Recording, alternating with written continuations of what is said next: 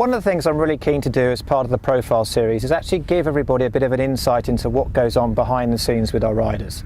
So to begin this, I'm here with Flora Harris again to talk about what we did at Badminton when she had her first run there at a 4-star event.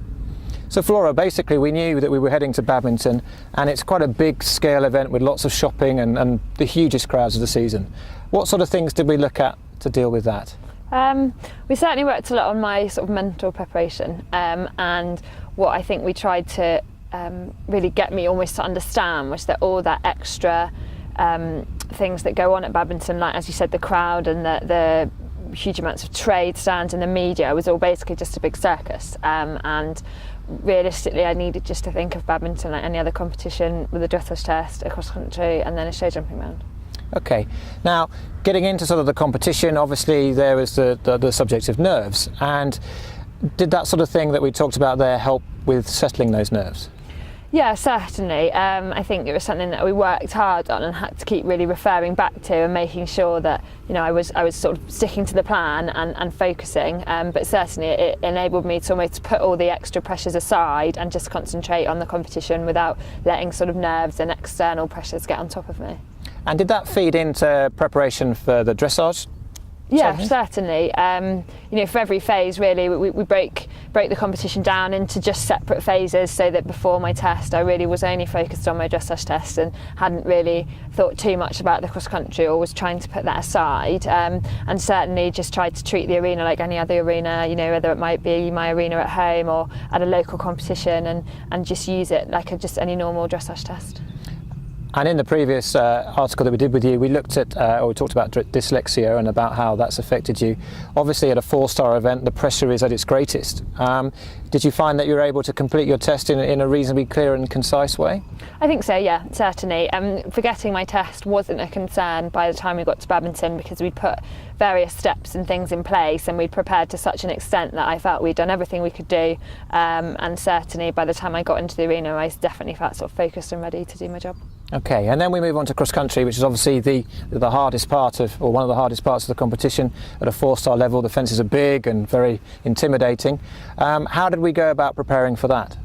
On the morning of cross country, I think we did a lot of work before my round, but also the night before, in the days before, we'd walked the course together and spent a lot of time at each fence, and we'd also managed to take some photographs of each fence from a rider's perspective and looked at various different angles and approaches, and then I was able to upload these onto a computer and keep looking at the fences, flicking through the course in order, really just to get myself sort of familiar with the course and more familiar almost in my subconscious, so that when I got out there it wasn't so much of a shock.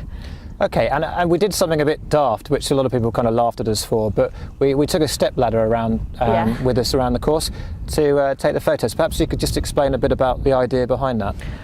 Basically the idea behind the step ladder is to enable us to look at the fences from the perspective of a rider on a horse. So as normally we would walk the course just on our feet, although we are looking at the fences, it's not from the perspective of when we're sat up on our horse, and it actually did sort of highlight quite a few aspects that we maybe wouldn't have recognised had we just been looking at the fences from the ground. So no, it made a big difference. It's a big help. So you were held at just after the Mitsubishi Bank, just before the start of the Vicarage V. Was that a good time to be held? I don't think anywhere really is a great place to be held, but actually for us, the way we'd planned to ride the course by splitting it into 3 thirds, I was held just before the second third started. So for us, certainly it was, if there was going to be a best place, it would have been there for sure. Okay, and riders obviously have to deal with holds at certain times. How did you find, it was quite a long hold, 28 minutes, wasn't it? So how did you find you were able to deal with that situation and then get going again? I think really it was just a question of staying focused and sticking to the plan, and it was certainly something I was sort of working hard on, and it was fairly tricky, but I think because we prepared so well and I did have such a clear game plan and such a clear way that I was going to ride each fence, you know, I was just having to sort of hang on to that, and then once I got going, they're very good and they gave me enough time to get going forwards enough, and really then it was just a question of getting back into our routine and back into the plan. Okay, and the crowd down there were good? Really good, yeah, they're amazing. Okay, so moving on from that then, the rest of the round went well? Yeah, the rest of the round went really, really well.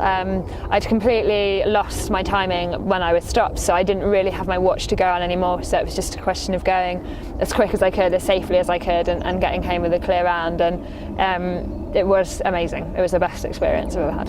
And so, as someone who's probably dreamed about this since a very early age, how did it feel when you crossed that finish line and realised, did you realise straight away that you'd finished and everything had gone well?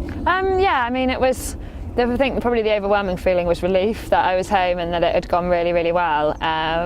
And then just sort of over the moon really that he'd gone so well, and I felt so lucky, and the horse was just absolutely fantastic, and really just the realisation that such a massive team effort had to come off, and sort of as a team we'd managed to achieve it. Now, obviously overnight it didn't go quite so well. It obviously transpired that the horse had picked up a slight injury going cross country. A massive disappointment for you? Certainly, yeah. I mean, we were gutted. He had picked up a minor injury, which unfortunately meant he wasn't able to show jump. But that, I suppose, is horse sport. It's difficult to take at the time, but on reflection, I'm not the first rider to have had a horse injured whilst in a good position, so it's difficult to deal with, but you just sort of got to pick yourself up and crack on, really.